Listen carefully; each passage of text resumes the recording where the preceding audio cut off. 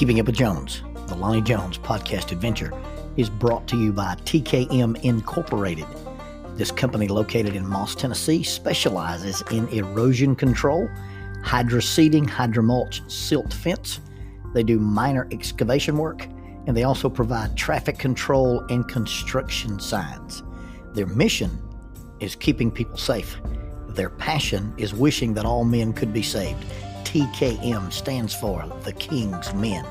If you'd like to contact The King's Men, you can contact them at 931-243-3958, 931-243-3958, or you may email them at tkminc2001@twlakes.net. That is tkminc2001@twlakes.net. The King's Men, in partnership with Keeping Up with Jones, the Lonnie Jones podcast adventure.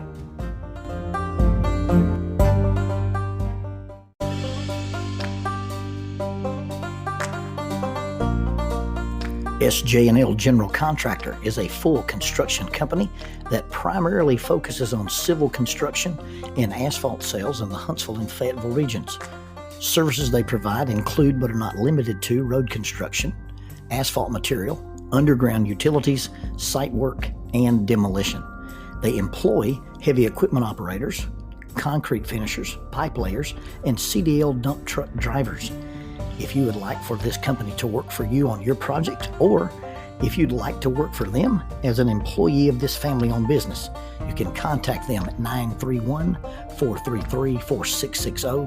That is 931-433-4660, or 3W's and a dot, sjnl.com. That's www.sjnl.com. SJ&L General Contractor is a sponsor of Keeping Up with Jones, the Lonnie Jones podcast adventure.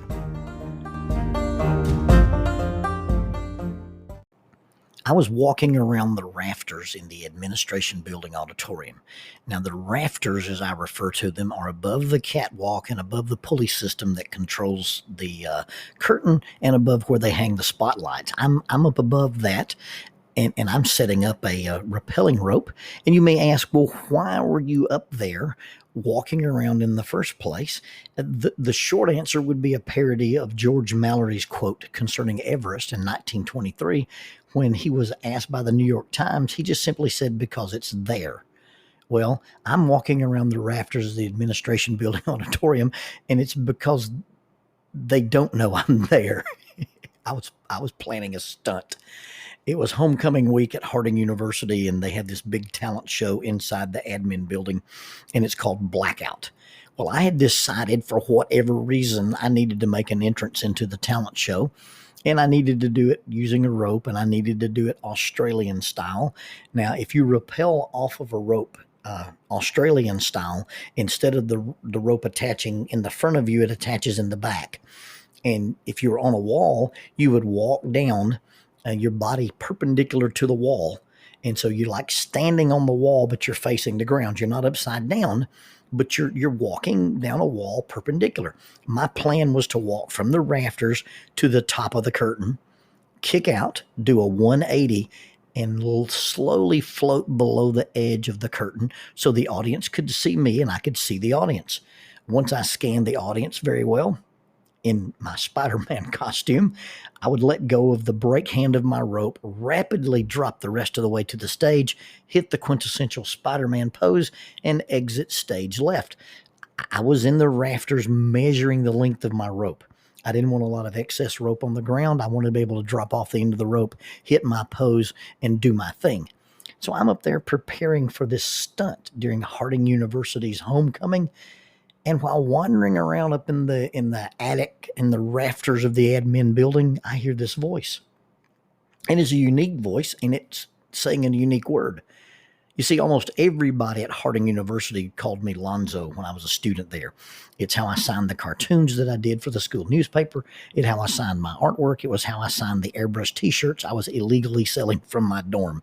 Not illegal as in I was breaking the law, as in illegal that I wasn't supposed to be doing it at Harding. Anyway, I'm up there in the rafters, and instead of hearing someone calling my name Lonzo, I'm hearing Jonesy, Jonesy, Jonesy.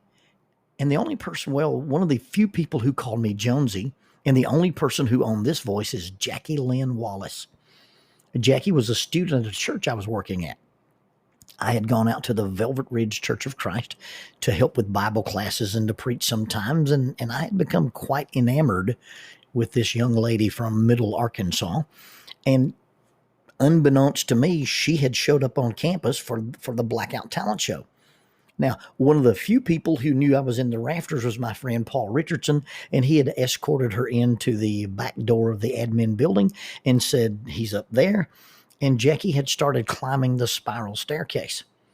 Well, maybe Jackie didn't know she's afraid of heights. Maybe I didn't know she was afraid of heights. She is so afraid of heights. Look at the height of the guy she married. Okay, so she's coming up these steps, and the steps of the spiral staircase are not solid metal; they're mesh, and she can see through them.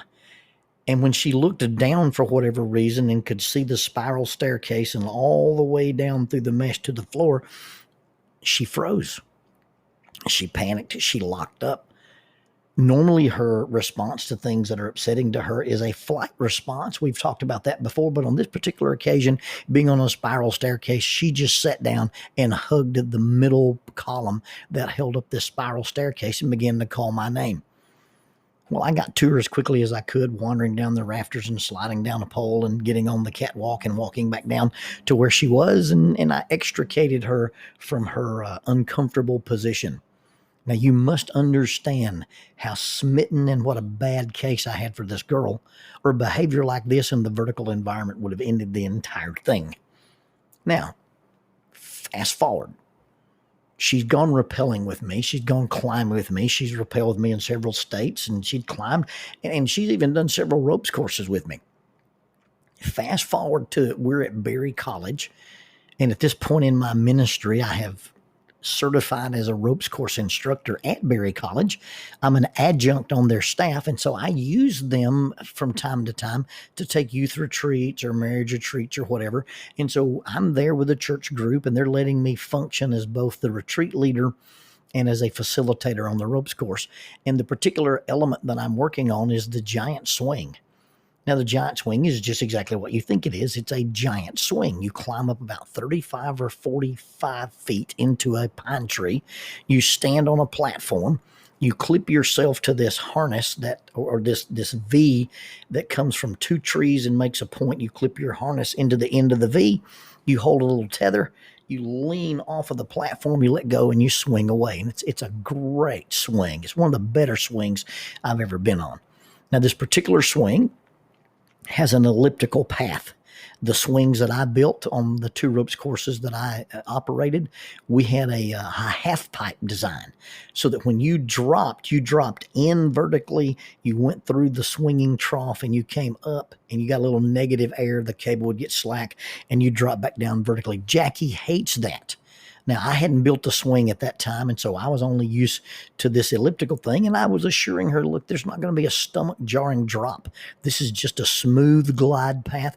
Well, come to find out, it wasn't the swinging that was bothering her at all. It was the stepping off of the platform. It did involve a little bit of a lean, and you almost felt like you were falling off the thing backwards. Well, she'd climbed up into the tree and on a safety line, and she was standing on the platform with me, and I was assuring her that she'd enjoy the swing if she could just get past the initial fright of stepping off the platform. She'd have nothing to do with it. So I pulled a piece of webbing. Webbing is a piece of flat rope. It looks like a tiny seat belt, but it'll hold several thousand pounds. And I said, look, I'll run this through the attachment on your harness, and I'll hold you in my hand, and I will let you ease out over the platform. And then once you realize you're not going to have an abrupt swing and you don't really have to do anything backwards, when you tell me you're ready to swing, I'll just open my hand and release that webbing, and you'll go swinging. And so she's up here, and she believes in me, and she's trying to overcome some of these fears. And so we're working her off this platform. I said, now you get down on your knees and just slide your feet over the edge. I've got you. I'm holding this. You won't go anywhere. All you have to do is let go. Honey, let go of my legs. All right, now back off. Now you've got to let go of the platform. Well, I don't think you've got me, honey. I've got you. You're really not holding yourself up. You think you're holding yourself up, but all you're doing is keeping yourself from being able to swing. You got to let go of the platform. Well, I don't think you have me, honey. I have you. Then she looks up and says, "Well, who has you?" Well, I'm clipped to the tree by a tether, and I can't be pulled off. Okay, so you just relax and let go. Well, finally, she lets go, and she doesn't go anywhere because I'm holding her. I've got the webbing just like I promised, and I'm strong enough to hold her up in the air using this piece of webbing and not permit her to swing. Apparently, the people on the ground could see her face. I couldn't see her face, but it was reported to me later that her eyes were squeezed shut and it looked like she was holding her breath. And when she didn't plummet to her death and didn't get into some out of control swing, she looked up at me with those beautiful blue eyes and said, "You really do have me." Well, yes, I really do have you. You weren't holding yourself up in the first place. I was holding you. We do this demonstration sometimes. We'll go to a high school and I'll shoot lines up into their rafters if they've got exposed I-beams, and I'll rappel off the basketball goal, or I'll do single rope technique showing students how you can use rope gear.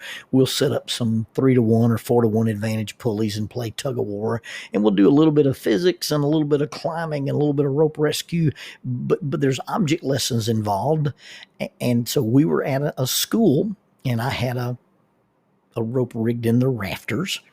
And one of the things that we like to do is we like to take 4 ropes and hold a ladder in place with just 4 people holding the ends of these ropes. And then we get a volunteer from the audience to climb up the ladder. Well, we had a coach that volunteered to climb up the ladder. So now he's connected to a rope. The rope runs from his harness through a loop that's attached to a big piece of strap that we've installed on this rafter above him. It comes back down to me. It goes through my harness in a friction device. So as he climbs the ladder, I'm able to pull up his slack, and the ladder is actually irrelevant. I mean, you could climb a pole. You could be jumping on a trampoline. You could have climbed the basketball goal, because what's holding you up is the rope system. You're on a top rope system. You're climbing toward an anchor, and I'm pulling in your slack. But most people, when they do this demonstration and they're not versed in things vertical, they think that their relationship is with the ladder. And so this coach climbs up the ladder, and you go way past the little sticker that says, "Do not climb beyond this point." And then you say, "Hey, we'll stand up on the ladder." Now you're standing on the top rung of the ladder, and you don't have anything to hold on to. And it's a little precarious, but you're standing there. And then you say, "Hey, we'll step up on the very ends of the ladder, the things that make the H of the ladder. Put a foot on the right side, now step up to the left side, and now get your balance." And then you begin to say, "All right, now what we're going to do is we're going to get the students who are holding this ladder in place with these ropes, we're going to get them to move the ladder out from under you." And that's when the panic ensues. And they start yelling and they start pleading and they start telling you the things they're going to do to you if you take that ladder out from under them. Well, it's interesting that when you remove the ladder from them, there's no drop. There's really a very little swing. And that's when they realized that what was holding them up was not the ladder, but this massive I-beam.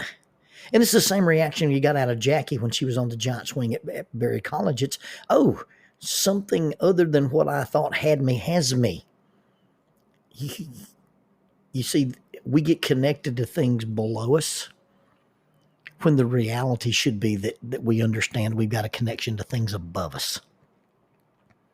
And they're higher than us, and they're stronger than us, and they really do have you. I remember the first time that I realized, hey, you really do have me. And I'm not talking about climbing now. I'm talking about a time in my life when things weren't stable and I was questioning some of the things that I was believing, and I didn't know if I should be at Harding or I should be somewhere else. I didn't even know if I was going to be allowed to stay at Harding. And I had this encounter. I'd been doing some studying. I'd been doing some praying. I had a very influential Bible teacher, James Walters. And when I came to that moment when I realized, hey, you know what? He really does have me. Not only was it calming, but it was also thrilling. Because once you realize that I'm not in charge, I'm not holding myself up. A lot of times we even get so much hubris, and we talk to God in terms like, God, I've let you down so many times. And I heard some guys, they're called the skit guys. In one of their skits, this guy tells God, he says, I've let you down so many times. And God's response is, you are never holding me up.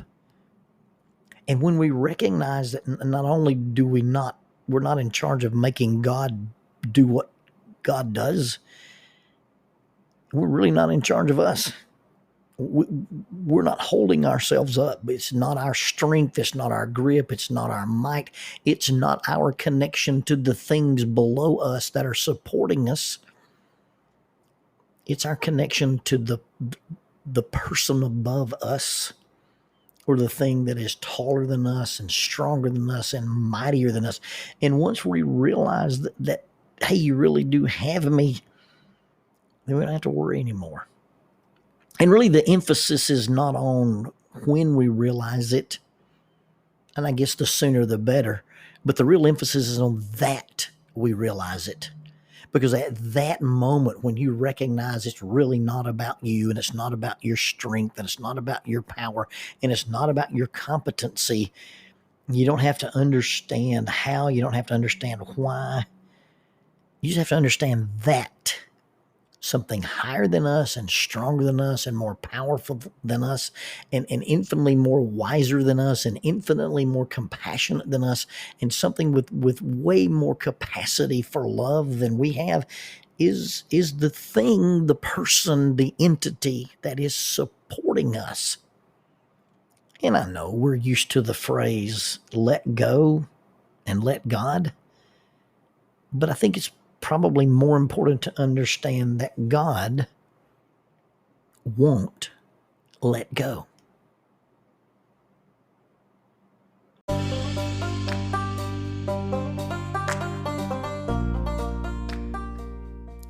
Keeping Up with Jones, the Lonnie Jones podcast adventure, is sponsored by us.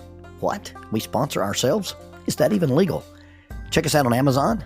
You can have access to the titles of Pedagogue, the youth ministry book by Lonnie Jones; Cognitive Spiritual Development, a Christ-centered approach to spiritual self-esteem; Grappling with Life, Controlling Your Inside Space, a small essay using the principles of Brazilian Jiu-Jitsu to talk about psychological and emotional self-defense; If I Were a Mouse, a children's book written and illustrated by Lonnie Jones; and then The Selfish Reel, a very short story about a decision.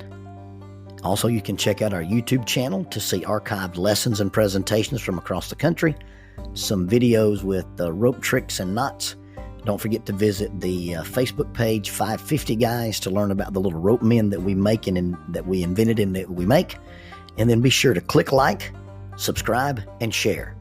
This is Keeping Up with Jones, the Lonnie Jones podcast adventure.